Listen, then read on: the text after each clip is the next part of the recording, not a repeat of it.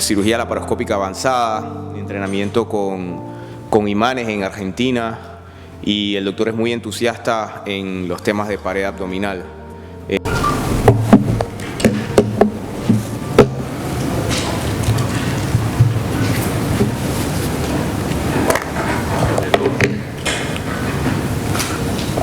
Bueno, muy buenos días. Primero que todo, pues darle gracias al comité organizador y al público que, bueno, está presente para oír esta ponencia. Me asignaron el tema de terapia de presión negativa para fístulas y dehiscencias. Estas son las asociaciones a las que pertenezco, los hospitales donde laboro. No tengo ningún conflicto de interés para este tema. Y la charla se basará en un poco de generalidades de lo que es la fístula, la evidencia científica acerca del manejo de la misma, el protocolo de manejo que se puede utilizar para este tipo de patología y pues las conclusiones. Dentro de las generalidades, pues las fístulas pueden ser enterocutáneas si es una comunicación anormal entre el intestino y la piel, o una fístula enteroatmosférica, que es la comunicación anormal de la luz intestinal hacia la atmósfera debido a que tenemos el paciente con un abdomen abierto.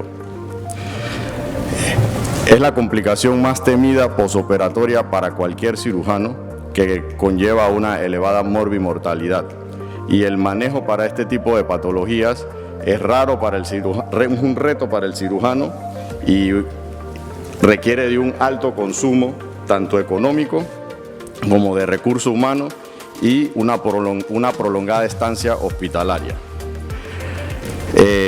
Teixeira publica este artículo donde él hace una comparación del paciente que tenía fístulas enterocutáneas con el paciente que no tenía fístula, y él demuestra de que la estancia en una unidad de cuidados intensivos con un paciente con fístula es prácticamente el triple del paciente que no tiene fístula, y la estancia total hospitalaria la cuadriplica el paciente con fístula, y a nivel económico para la institución es 5 veces mayor, por lo que ellos concluyen que la fístula es una complicación demasiado cara, muy costosa, tanto para el paciente como para la institución. Entonces, Disaverio en el 2016 publica una clasificación, el manejo de lo que es la fístula enterocutánea, y menciona dentro de los factores predisponentes para la fístula enterocutánea, los agrupa en el acrónimo FRIENDS, como lo ven descrito en la diapositiva. Asimismo, también los factores predisponentes para la fístula enteroatmosférica, donde lo más importante es la dehiscencia anastomótica, la exposición del asa intestinal disecada o deshidratada hacia el ambiente o al contacto de lo que utilizas como recurso para el abdomen abierto. Las adherencias también es un factor predisponente, la isquemia intestinal y el trauma visceral durante los cambios de terapia de presión negativa, que veremos por qué es más o menos el gold standard para manejar este tipo de pacientes. Asimismo, el autor de este artículo hace un refrescamiento, un upgrade de la clasificación de la fístula enteroatmosférica. Entonces, lo clasifica en base a la localización anatómica como proximal o distal, dependiendo de la pérdida o la salida del contenido intestinal. Lo clasifican en bajo si es menos de 200 cc por 24 horas, moderado si está entre 200 y 500, y alto si es mayor de 500 mililitros por cada 24 horas. Asimismo, también es importante clasificarla entre superficial o profunda, dependiendo de la localización en donde está en un paciente con abdomen abierto, y también en base al número de aberturas intestinales, que pueden ser simples o pueden ser múltiples. Es importante tomar en consideración también la clasificación de Villorge del abdomen abierto, ya que las fístulas se presentan en la clase 3 y clase 4. Clase 3 sería un paciente con abdomen abierto, ¿verdad?, por sepsis o la causa que conlleve a manejarlo de esa manera para evitar el síndrome compartimental o la hipertensión intraabdominal. Y este paciente tiene la presencia de fístulas, o el grado 4 cuando ya tenemos un abdomen totalmente congelado que puede o no tener fístulas. Entonces, surge la interrogante esta de que si la terapia de presión negativa es una causa primaria de formación de fístulas, ya que muchos cirujanos tenemos el temor de si hacemos una anastomosis y el paciente pues requiere tener el abdomen abierto o tener una laparostomía, se pensaba de que la terapia de presión negativa predisponía a la formación de fístulas o a realizar la dehiscencia. Entonces veamos la evidencia científica que nos dice qué tipo de terapia debemos utilizar. Este es un artículo de Delgado, donde el objetivo del estudio era medir la distribución de la presión dependiendo del dispositivo, y ellos compararon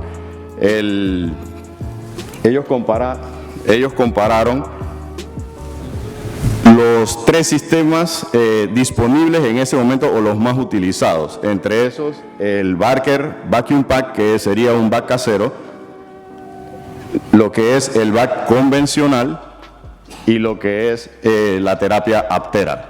Entonces, ¿en qué consistía el estudio? Ellos medían cuánto era la presión o si la presión ejercida por la terapia era uniforme o no, y lo medían donde se colocaba la ventosa, luego lo medían lateral a la ventosa y a nivel periférico. Se dieron cuenta de que el mejor dispositivo era precisamente el Aptera, ya que la distribución era uniforme prácticamente en todos los puntos de medición en comparación al VAC convencional o incluso el VAC casero. Posteriormente, el grupo de Montgomery y Peterson, que hizo un gran aporte al manejo del abdomen abierto, combinando la terapia de presión negativa y la malla de tracción para evitar la retracción facial, ellos hacen un estudio animal donde ellos comenzaron a medir en base a si ponían colocaban terapia de presión negativa desde menos 50, que es lo mínimo que da el dispositivo, hasta menos 150 milímetros de mercurio, que es el tope, y ellos midieron cuánto era la presión ejercida del dispositivo al contacto visceral o al contacto con el intestino, y se dieron cuenta de que las presiones ejercidas en el intestino pues oscilaban entre menos 2 y menos 10 milímetros de mercurio, una presión pues sumamente mínima o casi prácticamente despreciable, por lo que ellos concluyeron que la terapia de presión negativa no tenía ninguna vinculación en la incidencia de formación de fístulas. Posteriormente sale este estudio, ya donde ellos hacen una comparación o buscaban cuántos pacientes, de 20 pacientes, cuántos todos fueron manejados con terapia de presión negativa y cuántos presentaban fístulas enterocutáneas. Entonces, de estos 20 pacientes, ellos se dieron cuenta de que solo un paciente presentó fístula, que equivalía al 5%, pero no con esto, ellos querían saber si su estudio en realidad, en base a la literatura que existía en ese momento, era acorde con lo que decía la literatura, e hicieron un systematic review donde sumaron alrededor de 228 pacientes, ya, en los cuales solo 5 de estos pacientes, que representaba un 2%, presentaron fístula intestinal. Todos fueron manejados con terapia de presión negativa como manejo de su abdomen abierto.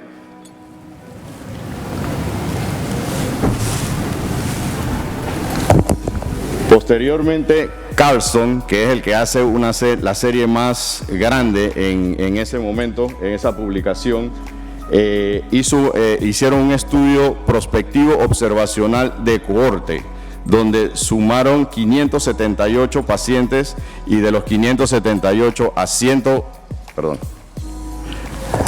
a 355 pacientes lo manejaron con terapia de presión negativa y a 223 lo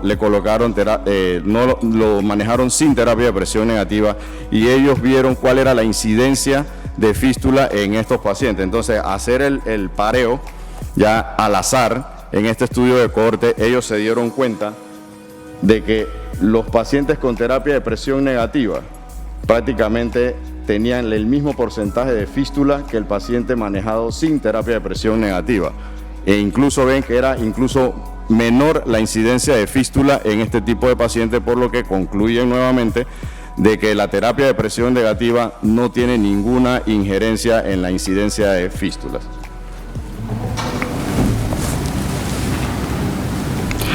Luego, Wirth en el 2017 hace un systematic review ya de alrededor de 15 estudios, y analizaron de que en 212 pacientes de todos estos papers encontraron que se presentaron 301 fístulas, 30 fístulas enterocutáneas y 271 fístulas enteroatmosféricas, donde todas fueron manejadas con terapia de presión negativa, ayudado, que lo vamos a ver más adelante, de otras medidas para aislar dicha fístula y evitar la contaminación abdominal, y logrando un cierre de esta fístula alrededor del 77%. Entonces, ahorita vamos a ver las técnicas utilizadas para el manejo de las fístulas combinado con la terapia de presión negativa, y Di Saverio también publica este resumen de la tabla donde él compara las diferentes técnicas utilizadas en ese momento o publicadas en ese momento, daba sus pros y sus contras, el factor económico estimado en cada una de ellas y la dificultad técnica de cada una de ellas. ¿Cuál era el objetivo? Él decía que el objetivo de este tipo de manejo era principalmente limpiar y acondicionar la herida en el caso de una enterocutánea, y en el caso de una enteroatmosférica lo que había que hacer era aislar la fístula de manera tal que evitábamos la contaminación fecal de la cavidad abdominal. En el 2002 nace el primer estudio, que era el estoma flotante, ya, ¿en qué consistía esta técnica? Esta técnica consistía en utilizar bolsas de Bogotá, que era lo que se utilizaba en ese momento, aportado por el doctor Borraes de Colombia, y lo que hacían era hacer un orificio en esa bolsa plástica que era de suero y suturar la mucosa de esta fístula o de esta asa intestinal a la bolsa, y sobre esta bolsa colocaban una bolsa de colostomía. ¿Qué lograban con esto? Pues aislar o excluir de la cavidad abdominal el contenido intestinal que producía la fístula. Entonces, ¿cuáles eran sus ventajas? Bueno, la ventaja era que ellos podían ajustar el diámetro, ellos podían era un diámetro ajustable dependiendo del diámetro de la fístula, así cortaban el plástico y era muy fácil de colocar. La desventaja que tenía es que era muy traumático debido a la sutura continua o boning que lo hacían con Prolene a la mucosa intestinal. El costo, barato, y el grado de dificultad, relativamente alto, porque no es tan fácil suturar a una bolsa plástica. Los que hemos colocado bolsa de Bogotá lo sabemos, que la bolsa se nos puede romper, y además que lesionábamos también el intestino. Después nace este estudio de FistulaVac, escrito por Goberman, donde lo que ellos hacían era prácticamente aislar el contenido intestinal de lo que era la fístula, y lo hacían con gasa yodoformada. Posteriormente utilizaban la esponja negra de poliuretano, a la cual le hacían la abertura dependiendo del tamaño de la fístula, y luego activaban la terapia de presión negativa con las ventajas que ya conocemos de la terapia negativa, que era la mejor manera de extraer el líquido pues contaminado, inflamatorio, y estimulaba la angiogénesis y a la vez el tejido de granulación, y esto era lo que se quería para poder convertir esa fístula como un segundo estoma, como lo vemos aquí.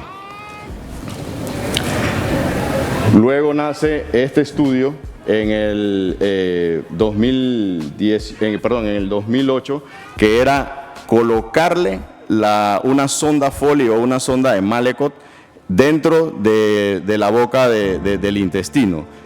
Esto es lo que no se recomienda. ¿Por qué?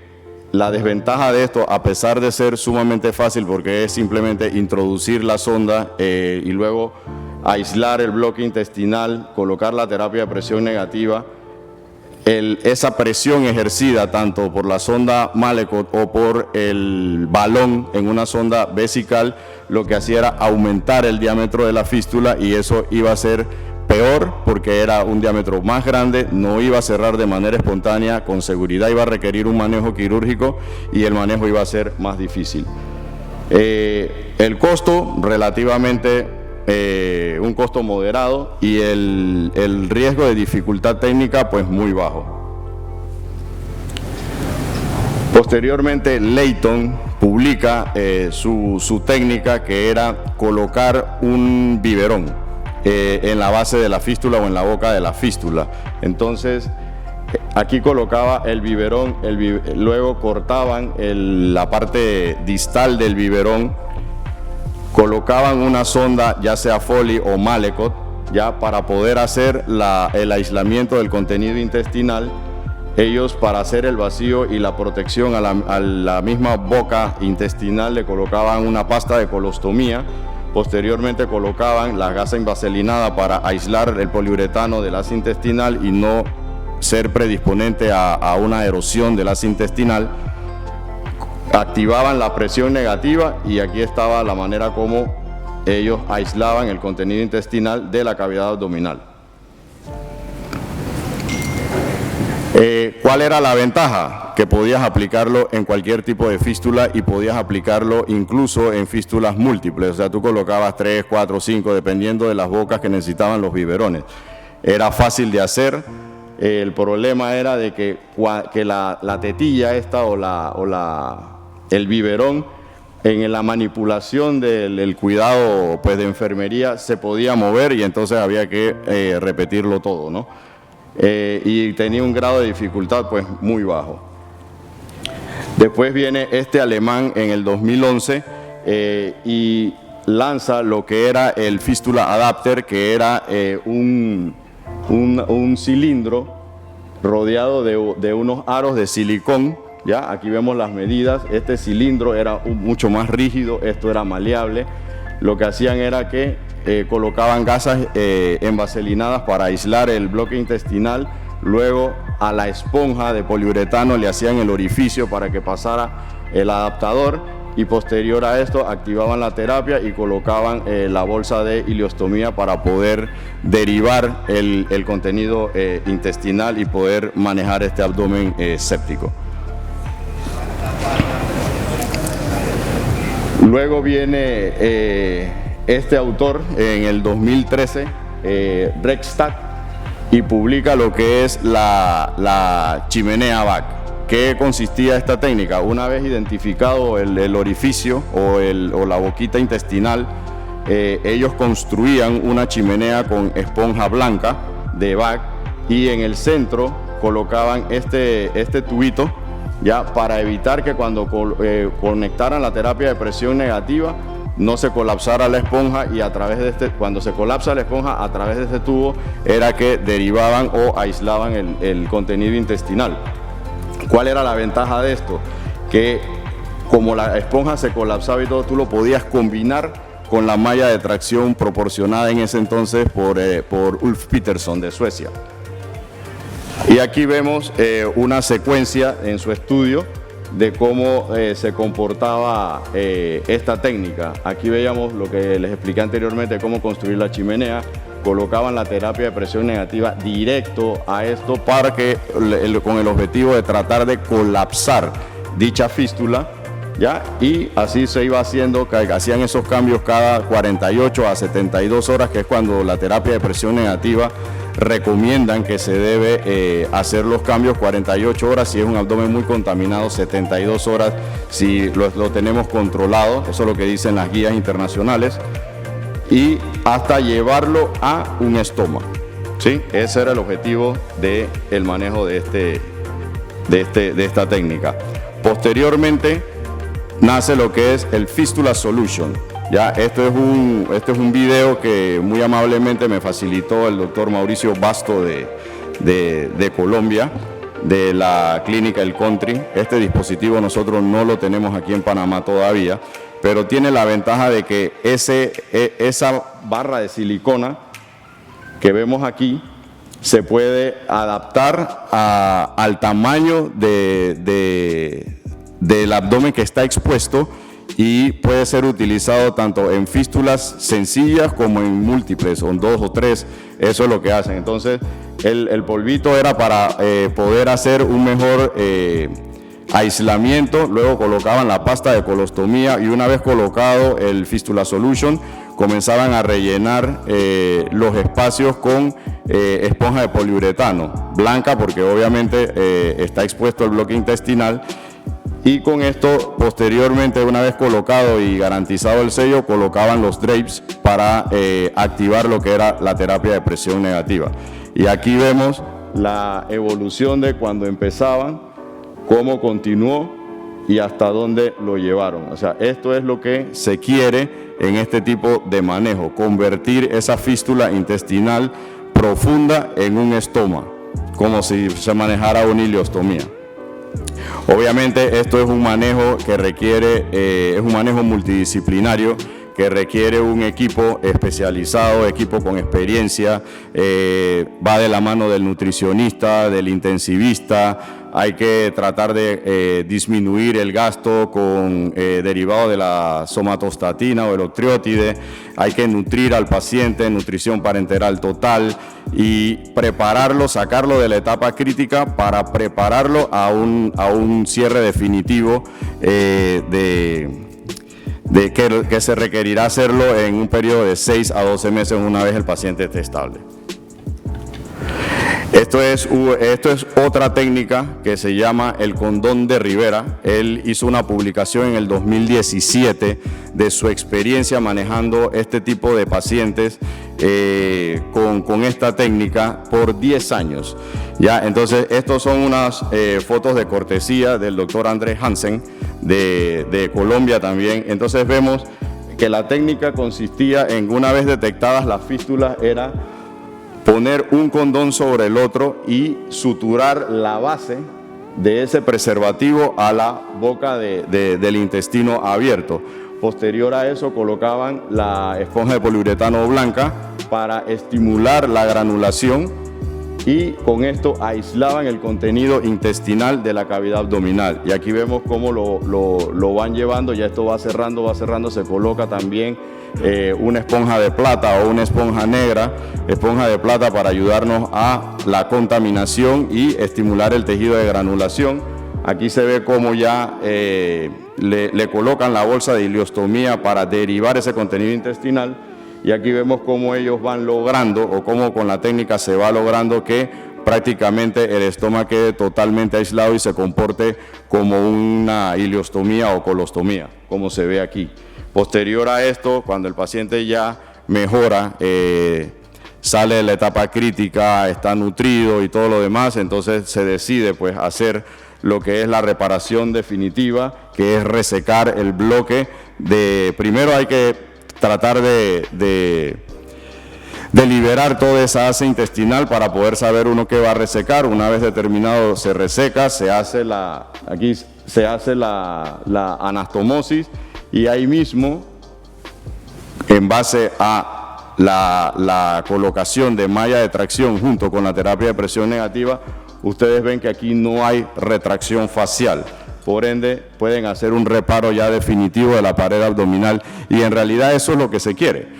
El paciente, mientras está pasando de su etapa crítica o de su etapa aguda, uno tiene que ir pensando de que ese paciente con ese abdomen séptico yo no lo voy a poder cerrar en un periodo menor a 7 días. Entonces ya tú tienes que irte preparando esa pared abdominal para que cuando el paciente ya esté en condiciones de hacerlo y salga de esa etapa aguda, tú puedas hacerle un reparo definitivo y le devuelves la biomecánica a la pared abdominal de este paciente. Y al hacerlo le devuelves la calidad de vida, que es lo más importante ya al calvario que estos pacientes han vivido.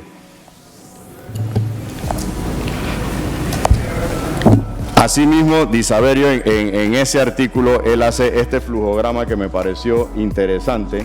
Ya, estos son el manejo de la fístula enteroatmosférica en un abdomen abierto. Entonces, centrémonos aquí. Para fístulas grandes con un gasto alto o moderado, lo que tenemos que ver es si es simple o si es múltiple. Si es simple, entonces tenemos que ver si esta fístula nosotros la podemos clasificar entre profunda o superficial. Si es superficial, vienen todas las técnicas que les acabo de mencionar, la que esté a su alcance. Si es profunda, estos serían lo que ellos recomiendan dentro de las técnicas, cómo manejarlo. Y si es múltiple, estas serían sus recomendaciones. El objetivo de todo esto es que esta fístula intestinal la aislemos y la convirtamos en una ostomía más. Dentro de las conclusiones, bueno, ¿qué podemos concluir con todo lo que hemos dicho? Nos hacemos la siguiente pregunta. ¿Es la terapia de presión negativa ideal en estos casos? Aquí vemos cómo se comporta la terapia de presión negativa o aptera, en la cual a través de estas esponjas que llegan y deben cubrir todas las correderas parietocólicas, el espacio subhepático y a nivel pélvico. Y aquí vemos cómo ella es más eficiente en extraer ese líquido inflamatorio. Esta capa que está aquí es la capa visceral, ¿ya? Y esa capa visceral, ahora les diré cuál es la función de ella. Y este flujograma de flechas, este indicativo de flechas azules, es como ella, ejerciendo la presión de una manera uniforme, reduce parcialmente, dependiendo de cuánto tiempo tenemos el abdomen abierto, reduce parcialmente la retracción facial. Pero un paciente que va a tener el abdomen abierto por más de 7 días, la terapia de presión negativa no es lo suficiente para hacerlo y hay que ayudarse de malla de tracción. Entonces, ¿es ideal? Sí, es ideal. ¿Por qué? Por todo lo que acabo de mencionar anteriormente. ¿Y por qué la terapia de presión negativa? Porque tiene un porcentaje de reducción de formación de fístula. ¿Cuál es ese porcentaje? Ella mantiene la temperatura y humedad dentro de la cavidad abdominal, previene el contacto de las asas intestinales con la pared abdominal y asimismo previene o impide la formación de adherencias, que es una de las causas más frecuentes cuando hacemos los cambios de terapia de presión negativa, de querer liberar ese intestino que ya está adherido a la pared abdominal y viene la desfacelación del asa intestinal y viene la formación de fístula, pero no es porque la terapia de presión negativa la forme, es por el manejo del asa intestinal, el trauma, la injuria que nosotros le hacemos. Muchísimas gracias por la atención y una herramienta más que podemos sumar a nuestro arsenal para manejar este tipo de paciente crítico. Gracias. Por excelente charla, de verdad que las fístulas son la peor pesadilla para cualquier cirujano. Recuerden que las preguntas las podemos hacer a través de la página del Instagram, escaneando el código QR que está atrás del gafete, o levantando la mano para que les acerquen un tablet.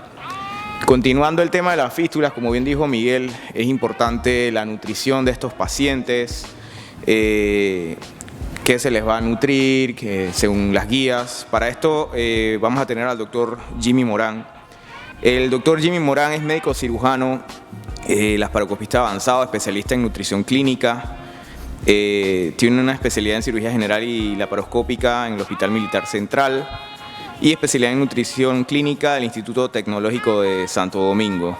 Es miembro activo de la Sociedad Mexicana de Cirugía General y miembro activo de la Asociación Salvadoreña de Cirugía General. Con ustedes, el doctor Jimmy Morán.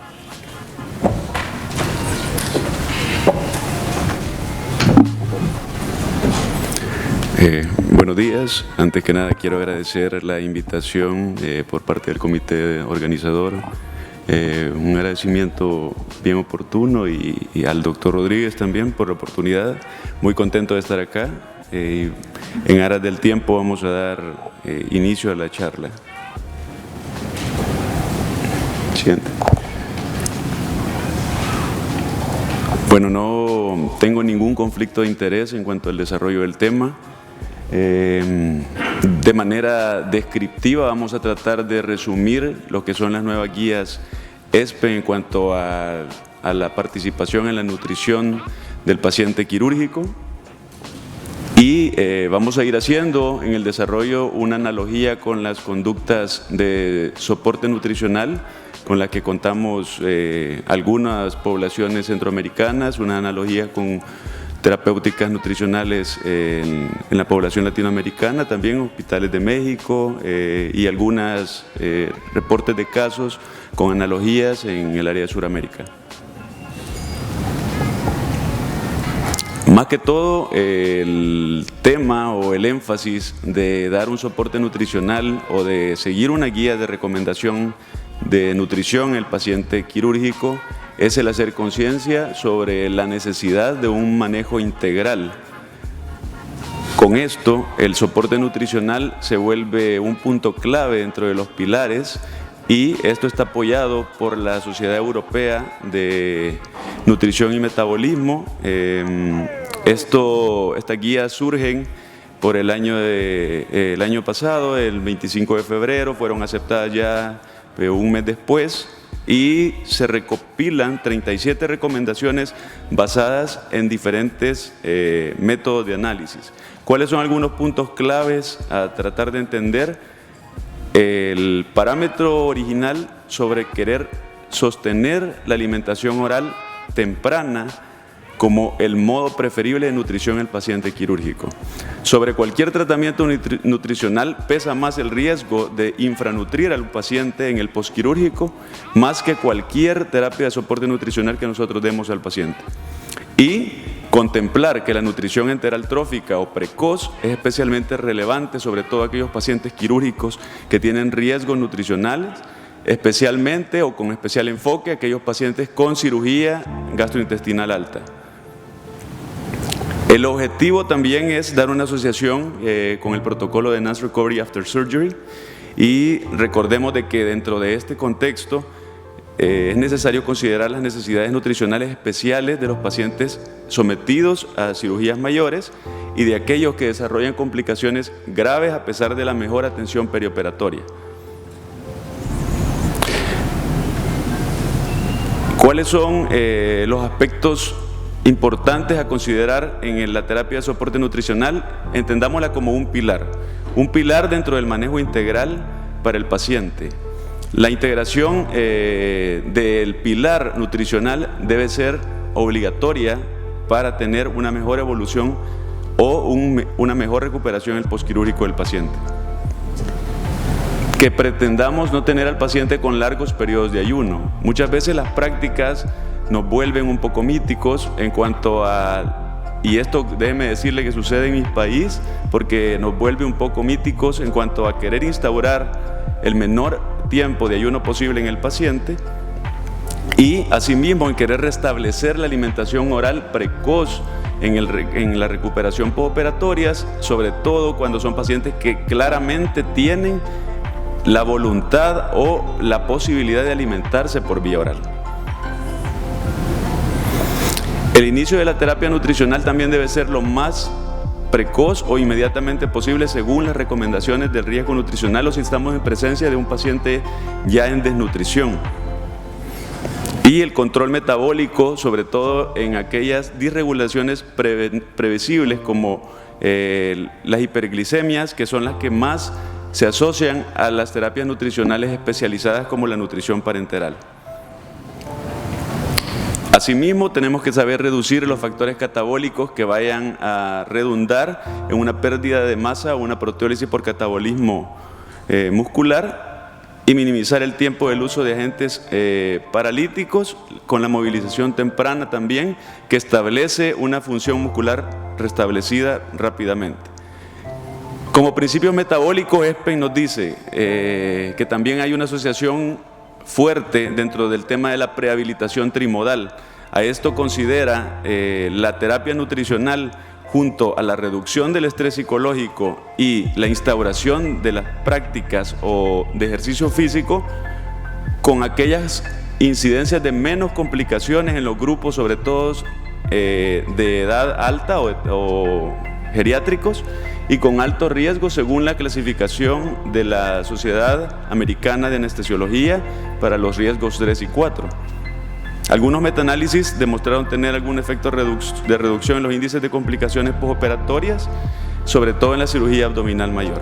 Este es un esquema donde tenemos una mixtura entre el preoperatorio, el intraoperatorio, el posoperatorio, y si ustedes se fijan, se incluyen las nuevas actualizaciones, sobre todo con las cargas de carbohidratos que previamente estaban no contempladas, y asimismo otra de las recomendaciones más actualizadas se demuestran también con la menos utilización de medicamentos que generen hilo paralítico como los opioides, la movilización precoz y establecer sobre todo el estímulo de motilidad intestinal a través de generar una nutrición oral pleca-enteral lo más precoz posible.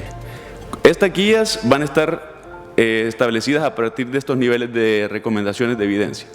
Sabemos que son las recomendaciones del intercolegiado escocés en una asociación donde ESPEN nos arroja recomendaciones A, B, O y la buena práctica o el buen gesto de práctica.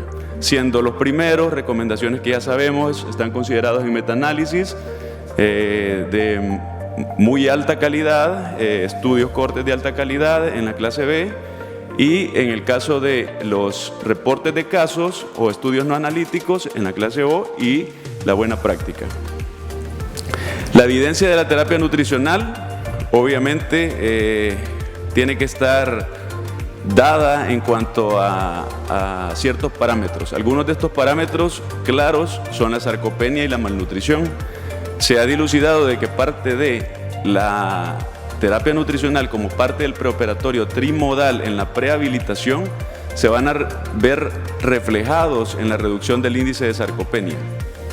La combinación de la intervención nutricional en situaciones médicas complejas como el paciente críticamente enfermo también van a representar no solo como un pilar monoterapéutico, sino que tiene que ser con más beneficio cuando se combina con otro tipo de terapias, como por ejemplo lo que hablábamos antes de la aplicación trimodal. ¿Cuáles son las preguntas básicas? ¿Es necesario el ayuno preoperatorio? La primera recomendación de ESPEN nos dice de que el ayuno preoperatorio desde la medianoche es innecesario en la mayoría de los pacientes.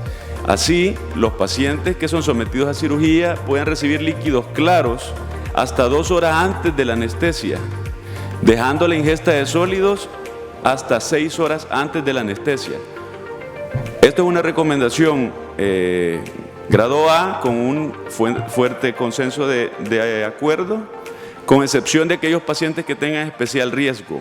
¿Cuáles son aquellos pacientes que tienen especial riesgo? Los pacientes que son llevados a cirugía de manera emergente, pacientes que tienen alto riesgo de reflujo gastroesofágico o pacientes que tienen también gastroparesia o retraso en el vaciamiento gástrico.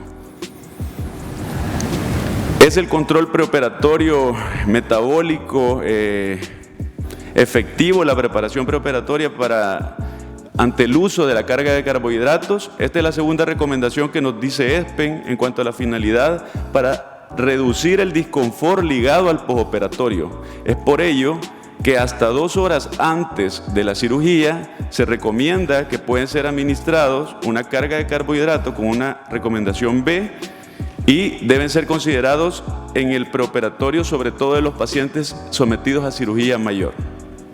Con especial atención de que el volumen que se debe recibir se ha considerado 800 ml la noche antes y 400 ml 2 horas previas. Algunas de las recomendaciones que ESPEN nos dice es el uso de bebidas a partir de la limonada basada en fruta natural, ¿verdad? Esto va a reducir el estrés o la ansiedad postoperatoria y tenemos que saber reconocer que pacientes con diabetes no controladas o con disregulaciones metabólicas claras que manejen glucosas más de 140 en el postoperatorio van a tener una clara excepción al uso de bebidas carbohidratadas. En estos casos también hay que hacer mayor énfasis en aquellos pacientes que no solo son diabéticos, sino que tienen claro ejemplo de tener una gastroparesia. En el postoperatorio es necesaria la interrupción de la ingesta oral. La tercera recomendación nos dice que en la mayoría de las situaciones la ingesta oral debe ser continuada después de la cirugía sin interrupción. Un grado de recomendación A con un fuerte consenso. A este respecto, claramente tenemos que saber que no se ha asociado ni el uso benéfico de la descompresión gástrica según el grado de recomendación y según los metaanálisis, y tampoco el retraso del ayuno como originalmente creíamos que se debía retrasar 24 a 48 horas, sino que ahora tenemos que saber de que esto se ha visto asociado a una reducción de la estancia hospitalaria, así como la reducción de complicaciones infecciosas. La recomendación 4 nos dice adaptar la ingesta oral según la tolerancia individual y el tipo de cirugía, con especial precaución en los pacientes de edad avanzada, que muchas veces pueden tener mayor riesgo de aspiración. Asimismo, esto está fuertemente recomendado en pacientes en los que se hace cirugía mínimamente invasiva, en los cuales establecer el protocolo ERAS con la realización de una cirugía mínimamente invasiva hace como un punch de terapia óptima.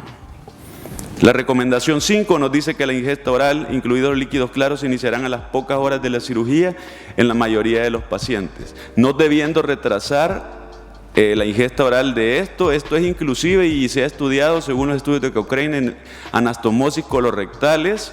Asimismo, se ha visto de que cirugías de esofagectomía y gastrectomía, a través de un abordaje laparoscópico, también todavía se reducen aún más las complicaciones que pudiesen esperarse. Es decir, que las recomendaciones se vuelven apoyadas. En la indicación de terapia nutricional, ¿cuándo está indicada la evaluación nutricional y la terapia de apoyo en el paciente quirúrgico? La recomendación 6 nos dice evaluar el estado nutricional lo antes posible, antes y después de una cirugía. Esto nosotros lo consideramos como, aparte de cirujano, como nutriólogo clínico, una ingesta inadecuada que se prevé por más de 14 días, o si el paciente en el curso de la enfermedad ha tenido más de 14 días de una ingesta inadecuada, lo cual las nuevas guías internacionales de nutrición nos dicen que es comer menos del 50 al 70% de los requerimientos dietéticos diarios, nos deben de hacer generar o alarmarnos para hacer una evaluación nutricional precoz, con el especial énfasis en el paciente en desnutrición.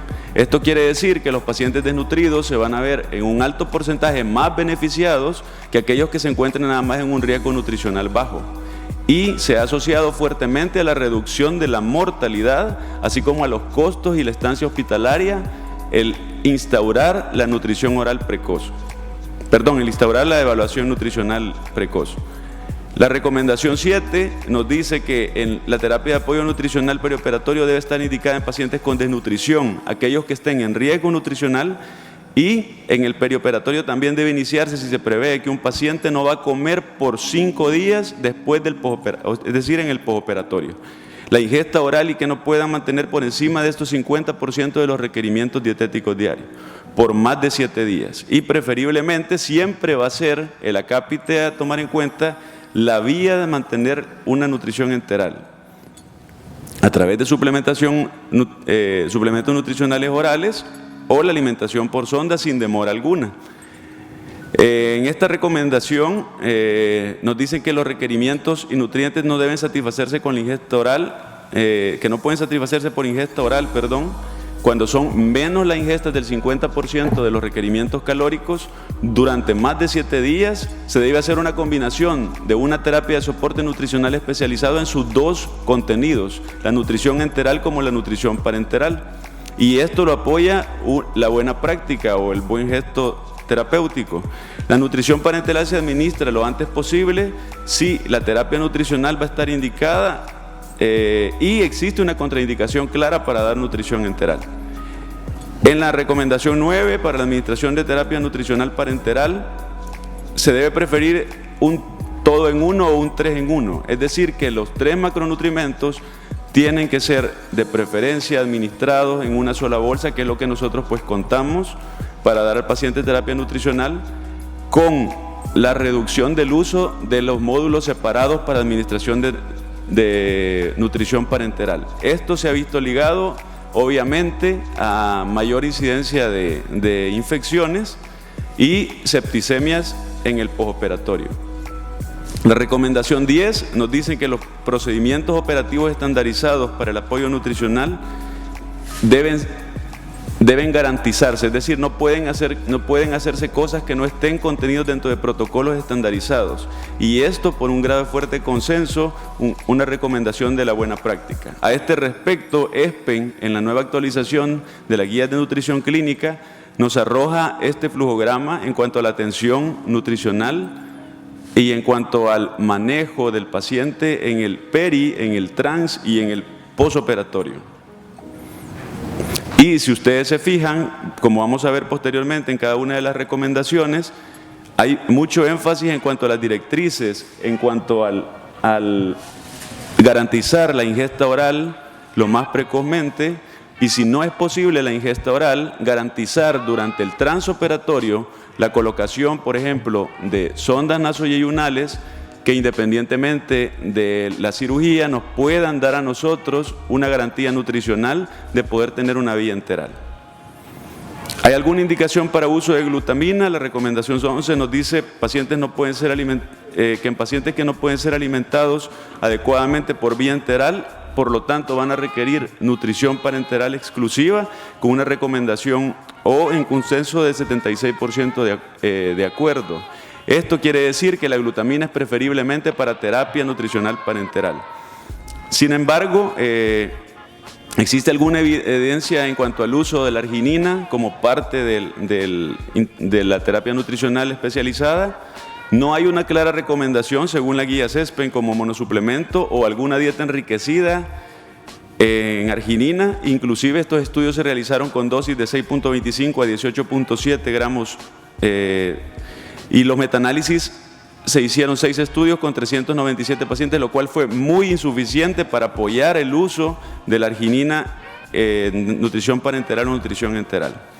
Sin embargo, los pocos estudios arrojaron que muy probablemente a futuro, con las próximas actualizaciones, vamos a tener estos resultados, pero comenzaron a arrojar una reducción de la fístula, sobre todo en aquellos pacientes con cirugía oncológica de cabeza y cuello. ¿Existe alguna indicación para el uso de ácidos grasos omega 3 en la nutrición parenteral? La recomendación 12 nos dice que deben ser incluidos en la nutrición parenteral postoperatoria solo para pacientes que no pueden ser alimentados adecuadamente por vía enteral y por tanto van a requerir este tipo de terapia. ¿Existe la indicación para la fórmula oral enteral específica? En realidad la administración peri o al menos postoperatoria de la fórmula específica enriquecida con arginina, ácidos grasos omega 3 y ribonucleótidos se debe administrar a pacientes desnutridos, con énfasis solamente en estos pacientes para garantizar el aporte de este tipo de fórmulas.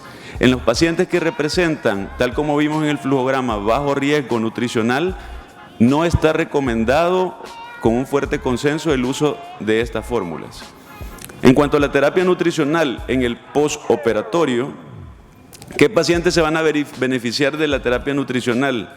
Pues los pacientes con riesgo nutricional severo que deben recibir la terapia nutricional antes de la cirugía mayor, incluso cuando estas operaciones son demoradas porque el paciente está en un riesgo nutricional alto, como vamos a ver cuando hay valores, factores pronósticos de riesgo nutricional, como un valor de albúmina menor a 3 gramos por decilitro, que está fuertemente asociado a complicaciones postoperatorias. Se puede recibir esta terapia nutricional en un periodo de 7 a 14 días como una evidencia apropiada. Esto en cuanto al tamizaje, déjenme decirles que la iniciativa global de liderazgo para la detección de malnutrición, con su última actualización en el año 2018-2019, nos dice que la desnutrición la cataloga para su identificación en criterios fenotípicos y en criterios etiológicos, siendo los fenotípicos aquellos que destaquen a través de obviamente la fenotipia del paciente, como por ejemplo la reducción del índice de masa corporal, la reducción de la masa muscular y la pérdida de peso involuntaria. Y los criterios etiológicos que ya vienen como las causas, es decir, cómo es que el paciente ha llegado a ese riesgo o a ese estado de desnutrición, como la disminución en la ingesta, en la asimilación de alimentos y la carga inflamatoria en sí de la enfermedad que le acongoja.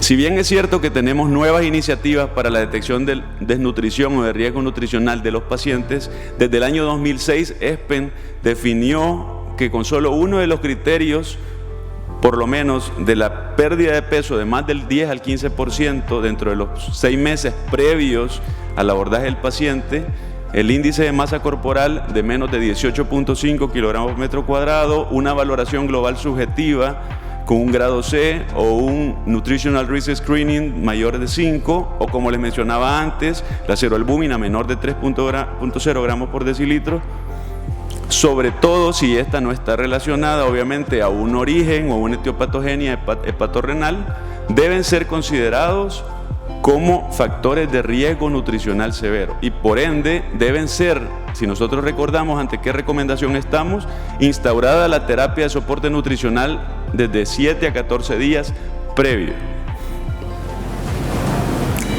Las recomendaciones 15, siempre que sea posible, se preferirá la vía oral y enteral. Esto creo que está más que descrito. Esta es una fotografía del Nutritional Risk Screening, que es el NRS 2002, que es uno de los métodos con mayor sensibilidad y especificidad para destacar el riesgo nutricional, así como el estado de desnutrición. Y pues consta de dos cribados. Un cribado inicial, que nada más son preguntas básicas que cualquier personal de salud puede realizar, y un cribado secundario en el cual con solo tener un sí al cuestionario inicial deben pasar al cuestionario secundario, al cribado secundario. Esto es teóricamente, dentro de un algoritmo de terapia nutricional, algo que puede realizar cualquier personal de salud del nosocomio donde estemos laborando, con la finalidad obviamente de hacer una detección precoz de aquellos pacientes que están en riesgo nutricional como aquellos pacientes que están en una desnutrición moderada o severa, según como veíamos la asociación con el GLIM. ¿Cuándo está indicado el soporte de la suplementación nutricional oral en el preoperatorio? Cuando los pacientes no llegan a tener satisfechas sus necesidades con la dieta normal. Es decir, que estos pacientes tienen ingestas calóricas inadecuadas desde su identificación previo a su cirugía programada. La recomendación 17 nos dice: antes de la operación se administrará suplementación nutricional a todos los pacientes desnutridos con cáncer y con alto riesgo nutricional sometidos a cirugía abdominal mayor, y con énfasis en un grupo especial de los pacientes con alto riesgo en personas mayores que desarrollan sarcopenia. Este es el consenso europeo sobre la definición de la sarcopenia como la disminución de la masa muscular, disminución de la fuerza y la disminución del rendimiento físico y la masa muscular. Con el primer criterio y uno de los siguientes dos se puede hacer el diagnóstico de sarcopenia. La recomendación 18 se puede preferir con un grado de recomendación y administrar suplementación nutricional oral inmunomoduladora, incluyendo la arginina, que veíamos previamente que no tenía muchas recomendaciones a su favor, pero en conjunto con otros inmunomoduladores como ácidos grasos omega 3 y nucleótidos, y administrarse durante 5 a 7 días después de la operación. Esto es en los pacientes en los que podamos garantizar su administración para dar mejores resultados en el postoperatorio, con un grado de recomendación 0, O, como veíamos en la preferencia de este tipo de suplementos. La recomendación 19 nos dice: nutrición enteral, suplementación nutricional oral preoperatoria debe administrarse preferiblemente antes del ingreso hospitalario para evitar hospitalizaciones innecesarias. Esto es con el fin de reducir tanto infecciones nosocomiales como garantizar menos costo, por ende, en la inversión hospitalaria. ¿Cuándo está indicada la nutrición parenteral preoperatoria? Pues únicamente en pacientes con desnutrición o riesgo de desnutrición severo o grave, cuando la enteral, con una recomendación fuerte, no pueda satisfacer adecuadamente las necesidades energéticas. Entonces, se debe garantizar si la nutrición enteral, aunque como vamos a ver o como vimos previamente en el algoritmo, la nutrición mixta con nutrición parenteral y nutrición enteral es lo más recomendable, pero se puede garantizar 7 a 14 días. En la nutrición postoperatoria, vamos a tener que la nutrición enteral temprana, ¿qué pacientes se van a beneficiar de la nutrición enteral trófica? Recordemos que la nutrición enteral trófica tiene finalidades específicas, como por ejemplo recuperar los efectos tróficos del intestino, la secreción de inmunoglobulinas y asimismo reducir la estancia hospitalaria y las infecciones en el paciente postoperatorio. Esta nutrición enteral trófica, originalmente estudiada en los infantes, considerada con un volumen de infusión en nutrición enteral desde 20 a 30 ml por hora, se iniciará en los pacientes en los que no se pueda iniciar nutrición oral temprana y en los que la ingesta oral sea inadecuada, es decir, que tenga menos del 50% si tiene permisible la vía oral. En estos pacientes no tenemos que retrasar el uso de la nutrición enteral. Asimismo, el paciente sometido a cirugía mayor de cabeza y cuello y cirugía de cáncer gastrointestinal, pacientes con traumatismos graves, incluyendo la lesión cerebral, y pacientes con desnutrición evidente en el momento de la cirugía.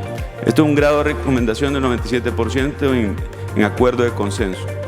¿Qué fórmula se debe utilizar? En la mayoría de los pacientes, pues una fórmula estándar de proteína entera apropiada.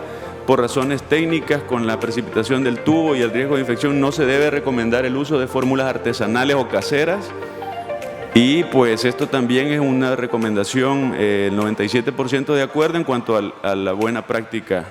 Esta es una imagen del área central de mezclas de mi hospital, en la torre de oncología, que recientemente la fundamos. Nosotros, bueno, mi persona, hacemos una visita diaria por todos los servicios de hospitalización, incluyendo el hospital de oncología, incluyendo el hospital médico quirúrgico, que ve patologías no oncológicas, en donde hacemos una requisición para todos los suplementos, la suplementación nutricional oral precoz o la que se debe indicar. Inclusive trabajamos con bajos volúmenes de suplementos nutricionales que garanticen los beneficios de la nutrición enteral trófica en el paciente postoperatorio. Pero pues esto no se logra así por así, necesita pues capacitación de personal, capacitación de elaboradores de fórmulas, de suplementos nutricionales, de mezclas, bajo diferentes métodos y así como la coordinación de un área específica. Sobre todo pues la educación. ¿Cómo se debe alimentar a los pacientes por sonda después de la cirugía? Con especial atención a los pacientes desnutridos se debe considerar la colocación de un tubo nasoyeyunal o un catéter de aguja, un catéter por aguja yeyunal para todos los cuidados de nutrición enteral sometidos a cirugía gastrointestinal superior y pancreática mayor. La imagen a su derecha tiene contemplado lo que es el catéter que se coloca en algunos casos. Obviamente la garantía de una sonda nasoyeyunal va a derivar de la utilización, o muchas veces como cirujanos tenemos la excusa de que no se deja una sonda nasoyeyunal por el hecho de que no se puede garantizar, ya que la colocación deriva de que el paciente tenga la voluntad de mantenerla y muchas veces se la autoextraen.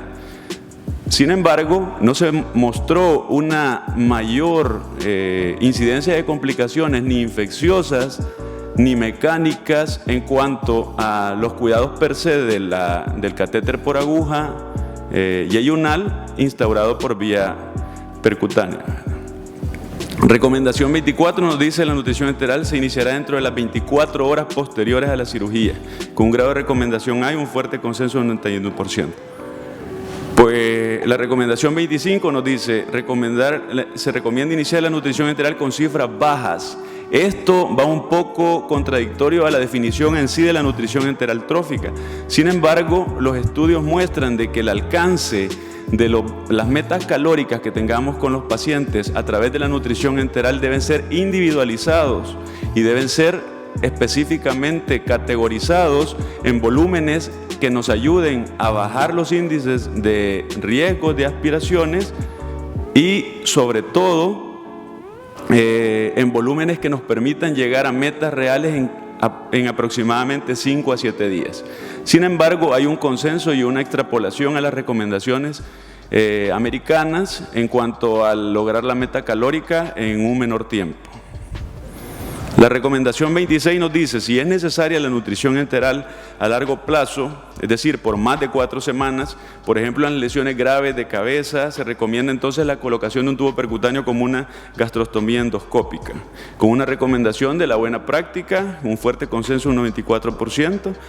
¿Qué pacientes se benefician de la nutrición enteral después del alta hospitalaria? Se recomienda una reevaluación periódica del estado nutricional durante la estancia en el hospital y, si es necesario, una continuación de la terapia de apoyo nutricional. Esto es parte del algoritmo que ESPEN arroja en cuanto al apoyo nutricional de los pacientes desde su perioperatorio y que aún no cubren las necesidades energéticas a través de la vía oral. En cuanto al trasplante de órganos, ESPEN nos dice, ¿cuándo es necesaria la nutrición enteral antes del trasplante de órganos sólidos? En la recomendación 28 nos dice, la malnutrición es un factor importante que influye en el resultado del trasplante, por lo que recomienda el monitoreo del estado nutricional. En la desnutrición se aconseja suplementación nutricional oral adicional o incluso la implementación de nutrición enteral desde el perioperatorio, con un grado de fuerte acuerdo en un 100% de recomendación de la buena práctica. La recomendación 29 nos dice que se requerirá una evaluación periódica del estado nutricional y un asesoramiento dietético cualificado a fin de detectar aquellos pacientes en riesgo nutricional que puedan ser candidatos o necesiten la implementación de una nutrición enteral perioperatoria en el paciente de órganos trasplantes sólidos. Trasplante de órganos sólidos, perdón. La recomendación 30 nos dice, para el donante vivo y el receptor no son diferentes de las de los pacientes sometidos a cirugía abdominal mayor. Es decir, que todas las recomendaciones previas que vimos con énfasis para la cirugía abdominal mayor se encuentran prácticamente resumidas en un grado de recomendación de la buena práctica y un fuerte consenso del 97% y extrapolarse a los pacientes con trasplante de órganos sólidos. ¿Cuándo está indicada la terapia nutricional después de trasplante de órganos sólidos? Después del trasplante de corazón, pulmón, hígado, páncreas y riñón. Se recomienda la ingesta temprana de alimentos normales o la nutrición enteral dentro de las 24 horas, que se categoriza siempre en una nutrición enteral trófica. Esto quiere decir que al final la meta calórica tan baja como 18 kilocalorías por kilo día pueden garantizar, sobre todo en estudios realizados en pacientes que se ha hecho trasplante hepático, que deben ser incluidas esta meta calórica dentro de 48 horas dentro de la terapia nutricional o especializada como la nutrición enteral. La absorción y los niveles sanguíneos de inmunomoduladores como el tacrolimus no se ve afectada con la nutrición enteral, uno de los mitos que muchas veces se teme. Y la terapia de nutrición parenteral, como la nutrición enteral, se ha visto asociada a reducción de incidencia de infecciones. La suplementación nutricional oral, sobre todo con Lactobacillus plantarum, va a reducir significativamente la tasa de infección. Recomendación 32 nos dice, incluso después del trasplante del intestino delgado, cuando se podría temer el inicio de la nutrición enteral como una fuente de complicaciones, puede iniciarse de forma temprana, pero debe aumentarse con sumo cuidado. Recordemos que es un paciente que probablemente, si hemos realizado un perioperatorio adaptado al protocolo ERAS, tenemos que también estar familiarizados con que van a tener depleciones de aminoácidos como la glutamina. Entonces, estos pacientes no pueden ser sometidos a una infusión alta de volúmenes grandes en nutrición enteral. Y hay que hacer un especial énfasis en el aporte de micronutrimentos y elementos traza. Recomendación 33 nos dice, en caso necesario debe combinarse nutrición enteral y nutrición parenteral, algo que se denomina terapia de soporte nutricional dual, a largo plazo y asesoramiento dietético calificado para todos los pacientes en trasplante, con una recomendación con 100% de consenso. En el caso del trasplante hepático, esto se ha visto asociado a una mayor incidencia en la regeneración de los sinusoides hepáticos. Asimismo, la administración de ácidos grasos tipo omega 3 se han asociado a menor incidencia de lesiones del injerto, por ejemplo, en los causados por isquemia y reperfusión, a una morbilidad infecciosa más reducida y a una estancia hospitalaria post-trasplante reducida. En cuanto a cirugía bariátrica, ESPEN nos dice cuándo está indicada la terapia nutricional perioperatoria en el paciente bariátrico. En su recomendación 34 nos dice, se puede administrar la ingesta oral temprana después de la cirugía bariátrica. Sin embargo, tenemos que saber que, aunque se ha estudiado que pudiese darse una incidencia de un efecto de dumping o un síndrome de dumping, no está claro y el grado de recomendación es fuerte consenso en cuanto a recomendaciones 3, 4, que nosotros sabemos que son nada más definiciones de casos y consenso de expertos, pero la carga preoperatoria de estos pacientes definitivamente, así como la nutrición parenteral periférica, no son sine qua non. Es decir, una carga preoperatoria de carbohidratos puede estar recomendada, no así una nutrición parenteral periférica. ¿Por qué? Porque como vamos a ver en 2 recomendaciones más adelante, la nutrición parenteral, no es necesaria en la cirugía bariátrica sin complicaciones. Y esto es un grado de recomendación o con un fuerte consenso del 100% de acuerdo a esto.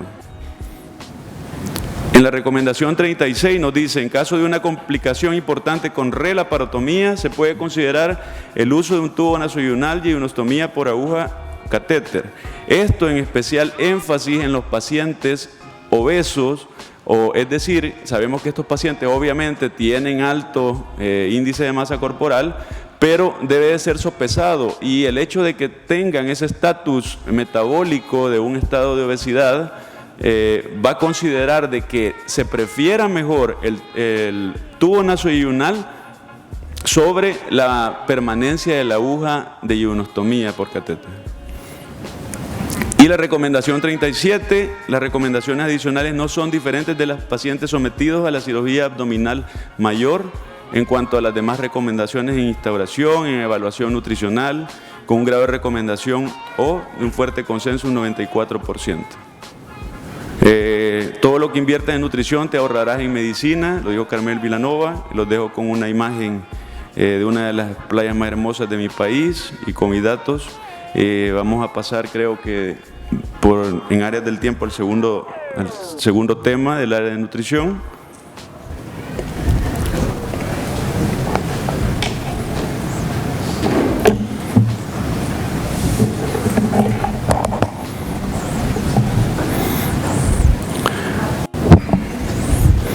Bueno, esta es una temática con una orientación un poco más diferente en cuanto a una de las complicaciones muy poco conocidas. Sabemos que pues hay poca documentación en cuanto al manejo nutricional del abdomen catastrófico. En realidad, en sí, la patología per se tiene muy poco estudio. Y pues creo que lo primero que tenemos que saber es que el abdomen catastrófico es una patología compleja, un reto para nosotros como cirujanos, para los especialistas que estén dentro de los pilares integrales o del consenso integral del manejo del abdomen catastrófico. Pues ninguno de nosotros queremos ver a los pacientes con este tipo de complicaciones, con pérdidas del dominio de la pared, con complicaciones fistulizantes múltiples de difícil manejo o con cierres programados de pared abdominal en conjunto dentro del contexto del abdomen catastrófico. No tengo ningún conflicto de interés. Obviamente hay una alusión conceptual en cuanto a la definición de ciertos aportes para el manejo del abdomen catastrófico previo. El manejo quirúrgico correlativo vamos a hacer una leve mención, pero el énfasis obviamente va a estar en el manejo nutricional. Por definición, a partir de 1937 se conoció el abdomen catastrófico como una condición grave del paciente quirúrgico. Generalmente, aquel paciente que ha requerido más de 2 laparotomías y que presentan alteraciones ya en el tránsito intestinal, sepsis y fugas anastomóticas múltiples. Inclusive una sola fuga anastomótica con la presencia de estas alteraciones constituye un abdomen catastrófico, también conocido como abdomen crítico, abdomen hostil, fístulas enterocutáneas múltiples. Es una condición postoperatoria grave. Esto nos lo dice el Instituto Mexicano del Seguro Social allá por el 2018, lo define como una condición postoperatoria grave que involucra fugas intestinales, sepsis, adherencias abdomen abierto, difícil control del foco, gracias, y múltiples reintervenciones. Algunas generalidades a conocer: sabemos de que pues, el abdomen catastrófico se vuelve obviamente parte de una etiogenia de una sepsis abdominal. La sepsis abdominal es la segunda causa más frecuente de sepsis. Alrededor de 31 millones de personas sufren un episodio de sepsis en el año, y la sepsis a más del 50% es causa de funciones a nivel mundial. La principal causa del abdomen catastrófico son complicaciones quirúrgicas agudas y el trauma abdominal.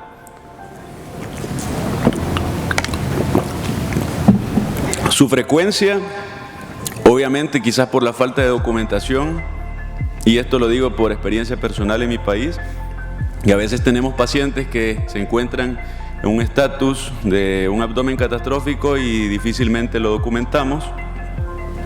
Es de 1 en 100.000, poco conocido pero relevante por múltiples complicaciones y de alta morbimortalidad. Una mortalidad en un parámetro desde un 30 a un 60%, con una media de un 50%.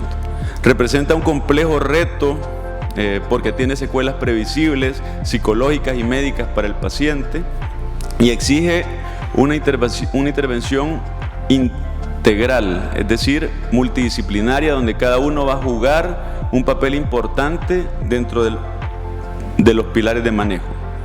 ¿Cuáles son las etiologías?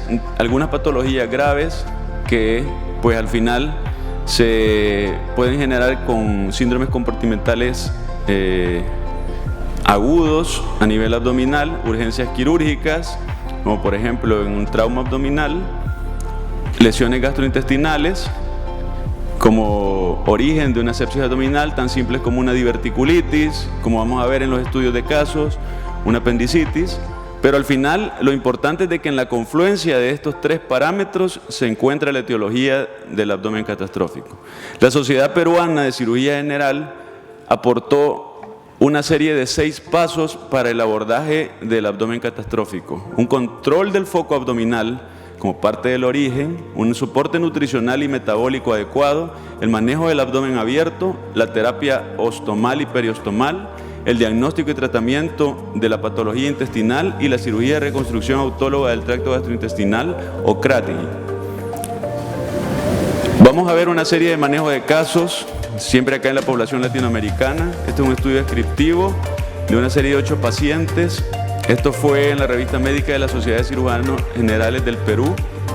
En el año 2018 tuvieron diagnóstico de abdomen catastrófico y les puse marcado en diversos datos, que tienen que llamar la atención y despertar en nosotros la manera interdisciplinaria, por ejemplo, en la que se abordaron estos pacientes, la existencia de una unidad o la fundamentación de una unidad de falla intestinal.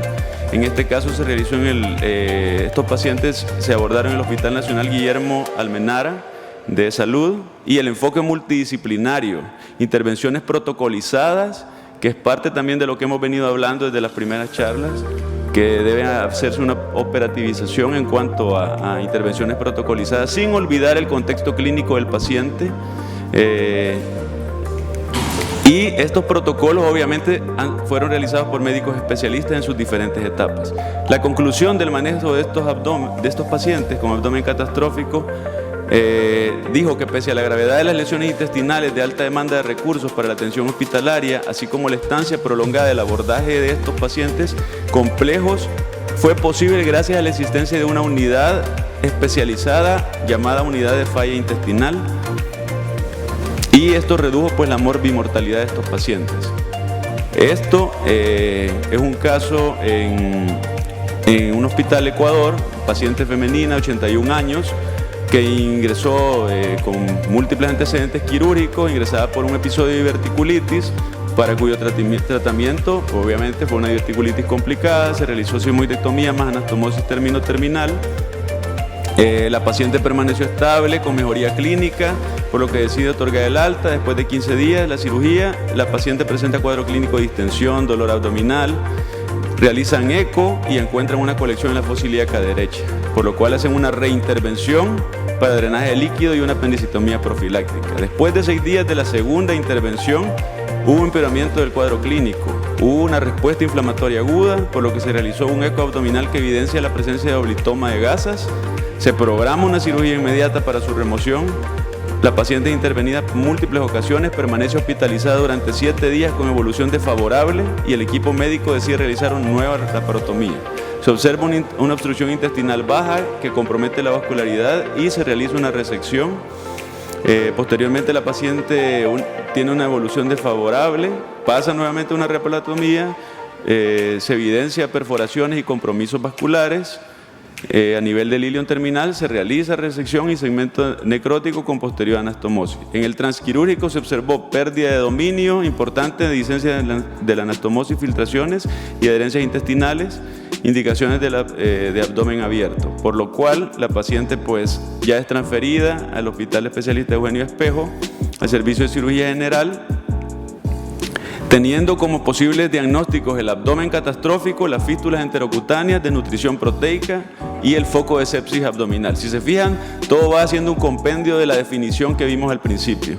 El plan médico se basó en resolución del cuadro abdominal séptico, realizar un cierre temporal abdominal mediante técnicas de descompresión, reconfección del tránsito intestinal que veíamos como parte de los 6 steps que la Sociedad Peruana nos recomendaba, y la individualización de fístulas enterocutáneas para el posterior cierre abdominal definitivo, conduciendo a una evolución exitosa. El estado abdominal de la paciente requirió reposo intestinal, para lo cual, dentro de lo cual pues, el tema de esta charla, las primeras instancias se opta por una nutrición parenteral total. A los 7 días de hospitalización se decide iniciar nutrición mixta, es decir, como hablábamos previamente, la nutrición parenteral más la nutrición enteral, para mejorar el estado nutricional del paciente y reducir las complicaciones de la NPT a largo plazo.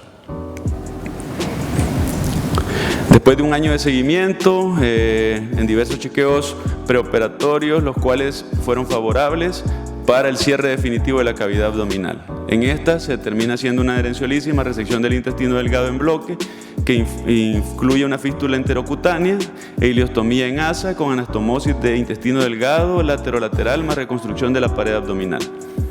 Este es otro caso, este es de un hospital europeo en España, una mujer de 44 años, obesa mórbida, con 3 cesáreas, intervenida en múltiples ocasiones por hernia umbilical, eventraciones con resecciones intestinales y abdominoplastía.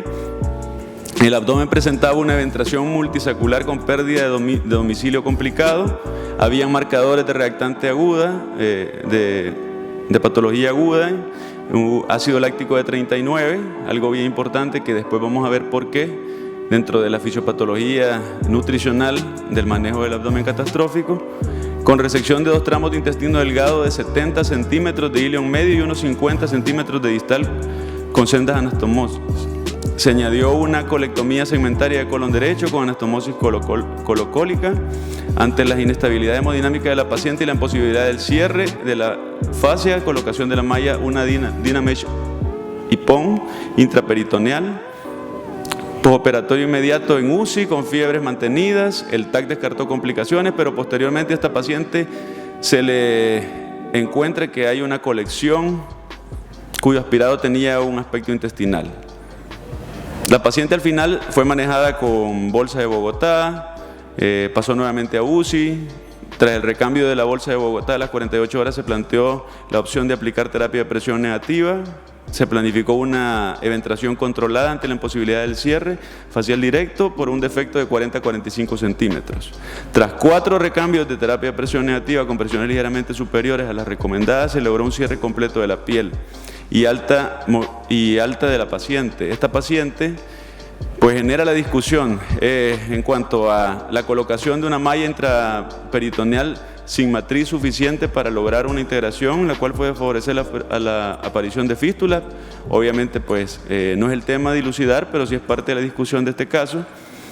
Tras la segunda cirugía fue mandatorio realizar una anastomosis de necesidad, o ellos le llaman obligatoria, a pesar del contexto de que había una peritonitis fecaloidea y que no había, ya que no había una pared por donde sacar un estoma y por el gran defecto de fascia, y se consideró que ante situaciones extremas se puede recurrir a realizar un control de daños generando una ventración programada. Para ello, la terapia de presión negativa puede ser de gran utilidad, tal como el doctor lo explicaba en la primera charla.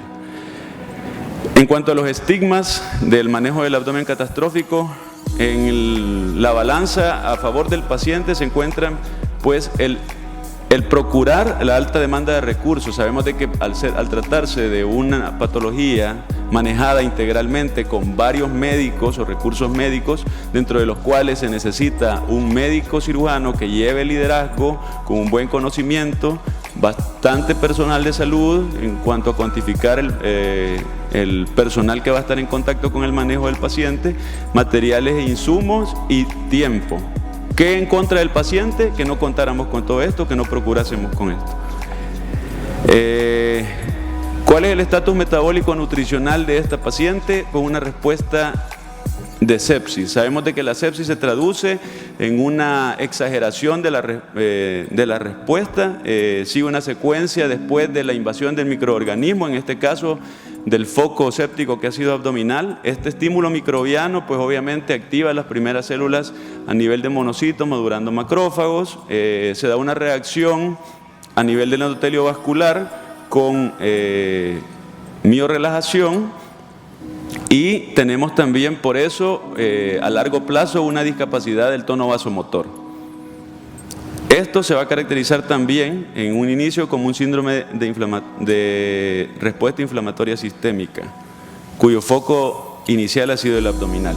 Si lo queremos ver como una analogía de cascada, pues el estímulo de la infección de origen abdominal, la respuesta inmunometabólica con la producción de las citoquinas que previamente vimos en el esquema, la producción de una coagulopatía que está en relación con el daño micro y macrovascular, el fracaso hemodinámico y el fallo multiorgánico. Esta es una imagen que representa los cambios asociados en cuanto a la patología séptica. En este caso, en el contexto de un abdomen catastrófico, sabemos de que vamos a tener un paciente con hipermetabolismo, es decir, que sus gastos energéticos en reposo van a estar aumentados, con una hiperpermeabilidad capilar, porque vimos de que daban una mayor separación en las disyunciones del endotelio vascular, una pérdida de micronutrientes aumentada y disminución de la masa corporal magra a partir de una proteólisis muscular establecida.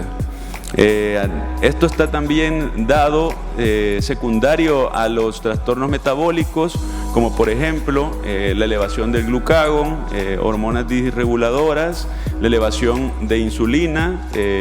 Esto es en vista de que hay una inefectividad de la utilización de la glucosa a nivel periférica, y por ende pues van a darse vías, ya sabemos, conocidas como la gluconeogénesis. En el tejido adiposo van a haber mayor liberación de ácidos grasos que van a seguir 3 vías, como posteriormente vamos a ver.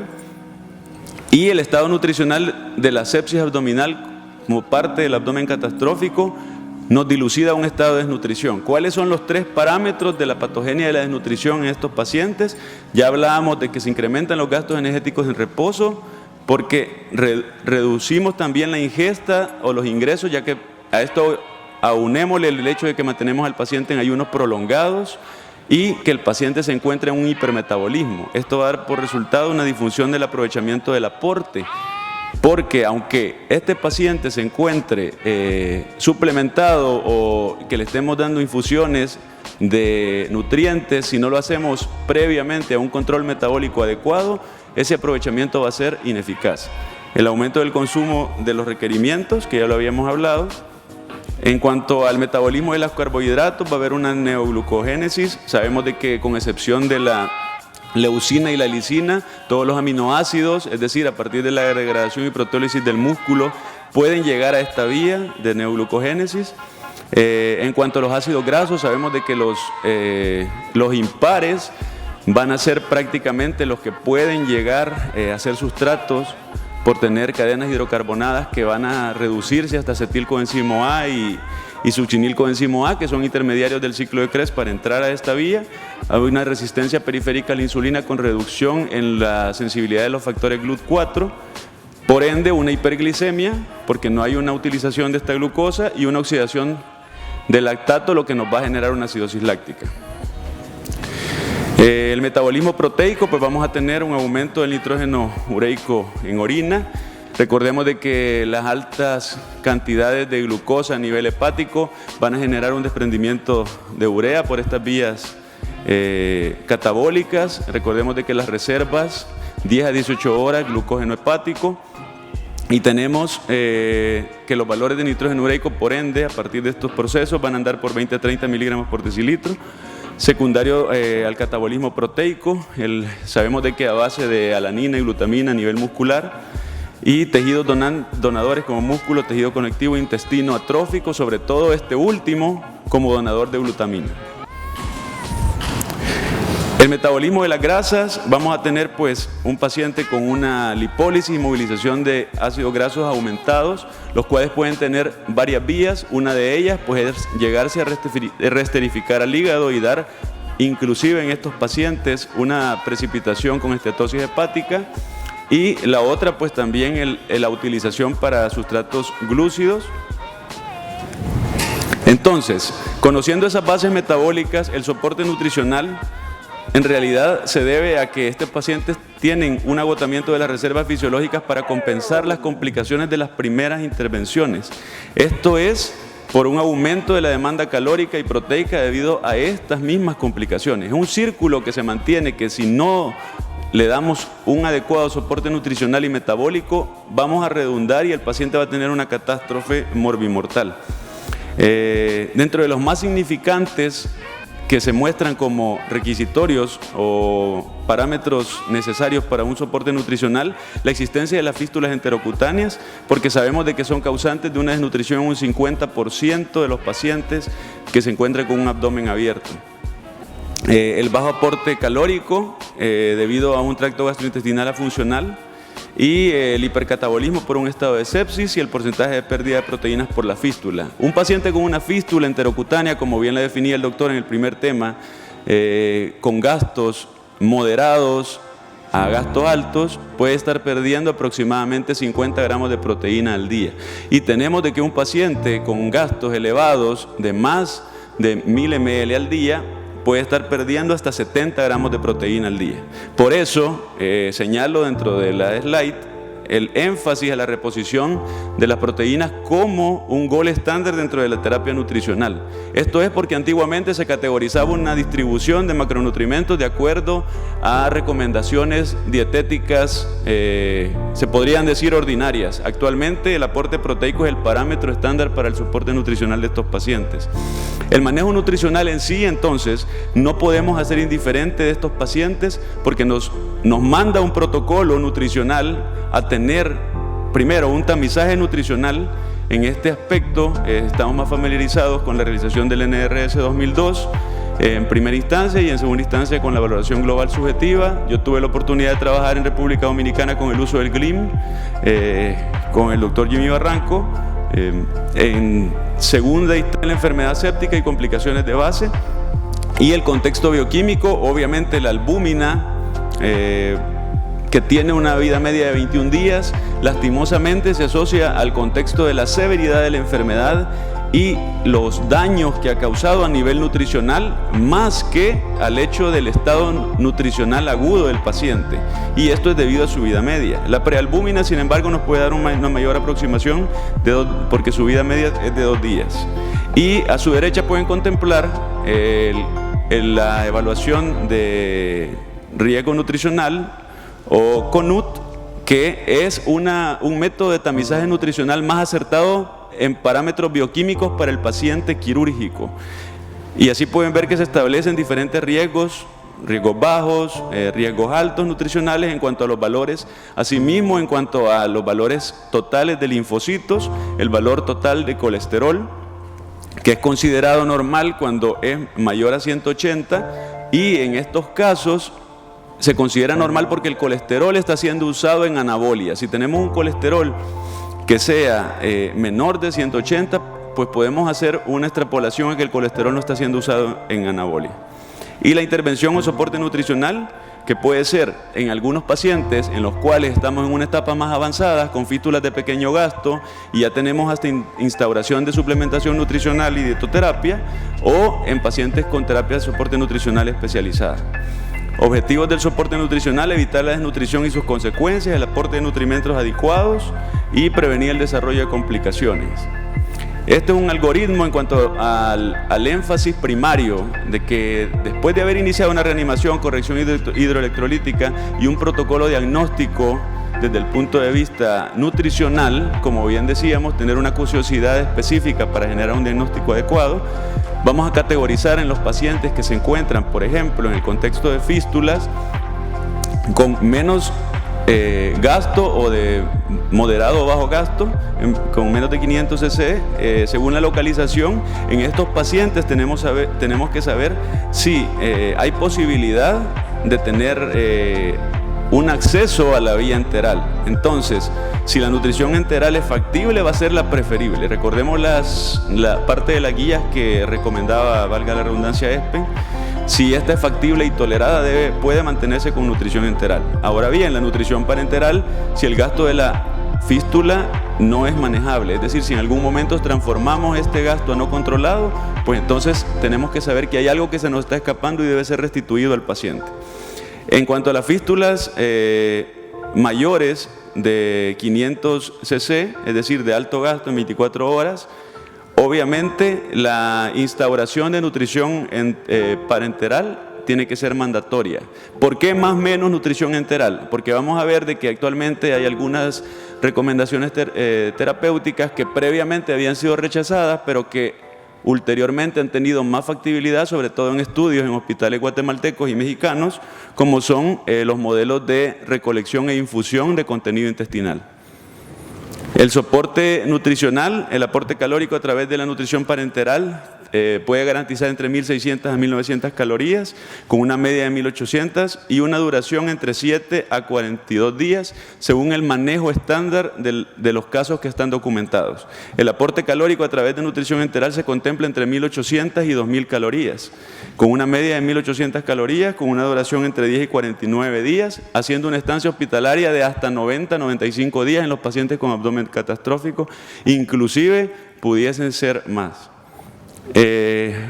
La Asociación Mexicana de Cirugía General arrojó estos datos allá por el año de 2019, donde el 15 al 28% de los pacientes recibieron exclusivamente nutrición parenteral, el 23% nutrición enteral exclusiva y el 47% recibían una nutrición dual. En cuanto a la experiencia en mi país, documentada nada más por mi persona hasta el momento, un 25 un 35% nutrición parenteral total exclusiva, un 20% nutrición enteral exclusiva y un 40-50% nutrición mixta.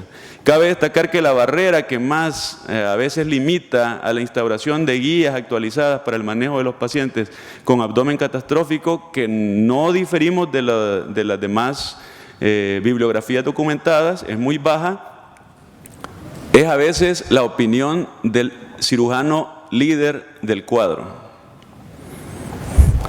¿Cuál es la meta nutricional? El 70% de los pacientes con nutrición enteral van a alcanzar la meta entre el cuarto y quinto día del inicio. Generalmente se puede considerar como estándar o como media el cuarto día de la administración de la fórmula. Un 31% alcanzan el objetivo. De los que no alcanzan el objetivo por diferentes efectos, como por ejemplo la diarrea, que puede estar asociada a una mayor osmolaridad, a la falta de estandarización en la presentación de las fórmulas, etc. Y en cuanto a la terapia nutricional parenteral, se planifica de una dosis de inicio de un 40 al 50%. Recordemos de que dar más aumento en el porcentaje calórico va a generar una autofagocitosis en estos pacientes y el alcance debe ser por las 72 horas. Los pilares de la inmunonutrición, aminoácidos de cadena ramificada y glutamina, como se han visto su participación como factores inmunomoduladores, y la vitamina E, caroteno, vitamina C y selenio como antioxidantes. Estos son necesarios para darse en el manejo de estos pacientes. Y al fósforo y al potasio, una formulación de la nutrición parenteral individualizada para evitar también un síndrome de realimentación. ¿Y qué comprende esta formulación individualizada? marcar un estándar de valor calórico de 25 a 30 kilogramos por kilo día, multiplicado este dato por un factor de estrés de 1.5 hasta 2.5 de macronutrimentos. Esto es con un énfasis proteico desde 1.2 hasta 2 gramos por kilo de peso día en estos pacientes, siempre y cuando también tenemos que monitorizar la función renal. Recordemos de que de un paciente desarrollar una disfunción renal aguda secundaria a un aporte costo-beneficio del aporte proteico, tenemos que saber que estamos ante un paciente que no estaba en una terapia dialítica, por lo tanto tenemos un riñón que cuidar. Principalmente para evaluar el momento oportuno de poder instaurar la nutrición enteral o mixta, porque es lo que tenemos que tener como premura. Siempre tenemos que garantizar la velocidad a la que podamos instaurar otra vez nutrición enteral. La glucosa no debe tener más del 60% de las kilocalorías no proteicas, con una tasa oxidativa garantizable entre 2 a 5 gramos por kilo de peso día, las grasas de 0.6 de inicio a 1 gramo por kilo de peso día, no más del 40% de las kilocalorías no proteicas, y con el énfasis especial de la administración de los electrolitos que ya veíamos. El balance hídrico, garantizar el aporte de 30 a 40 mililitros por kilo día, una diuresis entre valores de 0.5 a 1 cc por kilo día, y los valores de aporte también de los diferentes electrolitos. Este es un algoritmo en cuanto a la presencia de, si ustedes se fijan, el mayor énfasis se da hacia la pérdida de proteínas a través de débitos de fístula. Este es el modelo de recolección e introducción que les hablaba, un tratamiento nutricional de la fístula enterocutánea, porque obviamente el catabolismo proteico es el pilar fundamental de esto. El equipo multidisciplinario debe ser apoyado obviamente y liderado por un cirujano a la cabeza. Este debe decidir. La implementación del modelo de recolección e introducción del contenido intestinal nos garantiza, si ustedes se fijan, en la imagen en la parte inferior, que a través de una sonda de gastrostomía estamos haciendo una infusión, la cual ha tenido mayor porcentaje de fijación hacia un asa que si no contamos con una fístula, distal, se ha sugerido la infusión a través de una enterostomía, y el contenido intestinal en el asa proximal pasa a través de una bolsa colectora y a través de una bomba de infusión de contenido intestinal nos permite dar un aporte de nutrición enteral, reduciendo así las complicaciones de la utilización de terapia nutricional especializada tipo parenteral a largo plazo. Esto es un modelo ya en una imagen de la recolección e infusión de contenido intestinal. Obviamente requiere pues muchos insumos, mucho cuidado, mucho personal, parte de lo que hablábamos en los riesgos balanza de beneficio.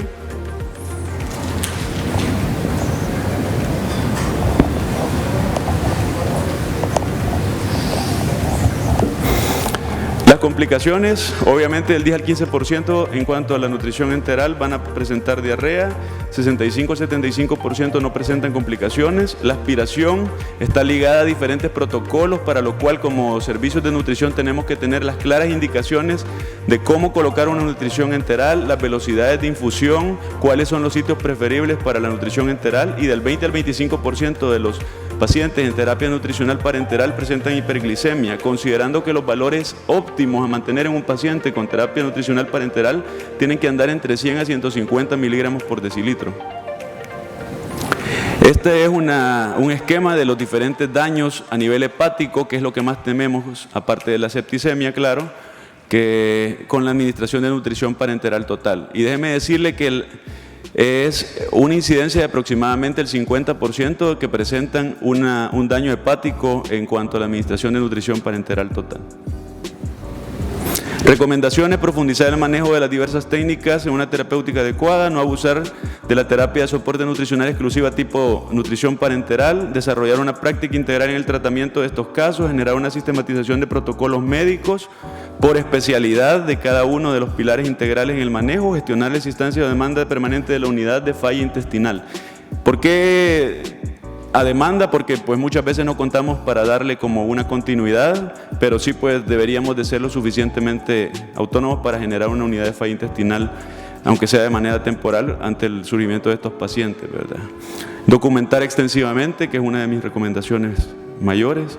Y pues les dejo esta imagen para recordar de que las pasiones a veces se encuentran en diferentes métodos, diferentes formas, y pues gracias a Dios hemos podido contar con el abordaje quirúrgico y nutricional de los pacientes. Y uno de los primeros deberes de un médico es el de educar a las masas a evitar tomar medicina. Esta es una imagen del lago de Coatepec con una majestuosidad de mi país. Muchas gracias.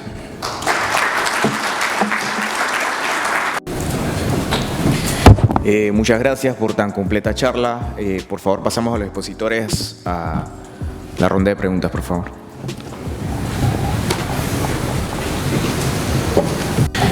Por cuestiones de tiempo vamos a cortar un poco el periodo de preguntas. Excelentes charlas ambas. Miguel, sobre tu tema, una pregunta.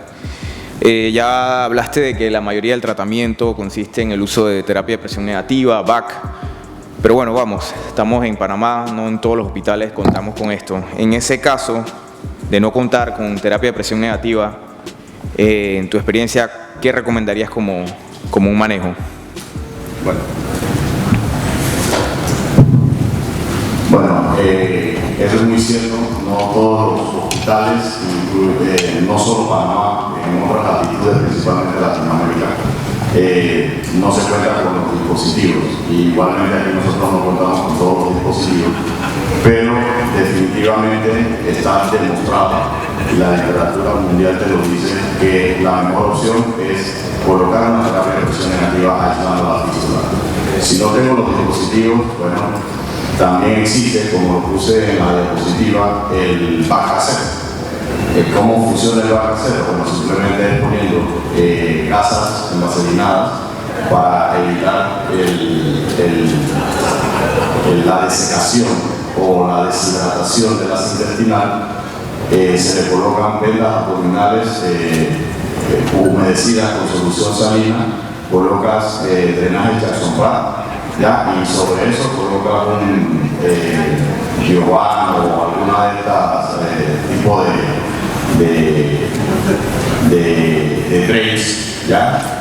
Y a través de los Jackson-Pratt hace una presión negativa, ¿no? Que lo puedes conectar incluso a la succión de la pared o el que lo ideó inicialmente, que fue Shane, él lo colocaba a Pleurovax. ¿Sí? Así que hay opciones de hacer el manejo adecuado con terapia de presión negativa aislando la fístula. Bueno, excelente, ¿no? Es como ingeniársela básicamente con lo que uno tenga. Pero bueno, sí, doctor, su charla también bastante completa. Hay una pregunta, es acerca del uso del balance nitrogenado para evaluar la terapia parenteral en estos pacientes, que si todavía tiene algún valor o ya ha quedado en desuso. Pues en realidad el balance nitrogenado, nosotros esperaríamos que tuviese una participación como metódicamente se utilizaba dentro del aspecto nutricional. Sí, sabemos que el nitrógeno veico, por ejemplo, anda por 20-30 miligramos en orina, ¿entiendes? Eso significa que vamos a ver una mayor inclinación hacia la proteólisis. Sí, es un parámetro todavía considerado no mandatorio, pero sí considerado sobre todo para la proteólisis o para generar de que se está dando un metabolismo en catabolia de los fascículos musculares o de la masa magra. Okay. Y por último, en caso de tener que alimentar directamente a la fístula, ¿cuál sería la velocidad máxima que se podría infundir en caso de una enteroclisis? En el caso de una enteroclisis se debe utilizar velocidades más bajas que en cuanto a la intervención de una nutrición enteral normal. Estamos hablando de aproximadamente 20 a 30, pero podemos utilizar dosis máximas hasta 50, 60 cc por hora. Sin embargo, esto debe ser controlable dependiendo de la técnica con la que se ha permeabilizado el área de la sonda de estomía. Perfecto. Muchas gracias por la exposición, muy completas ambas. Les tenemos un pequeño recordatorio. No sé si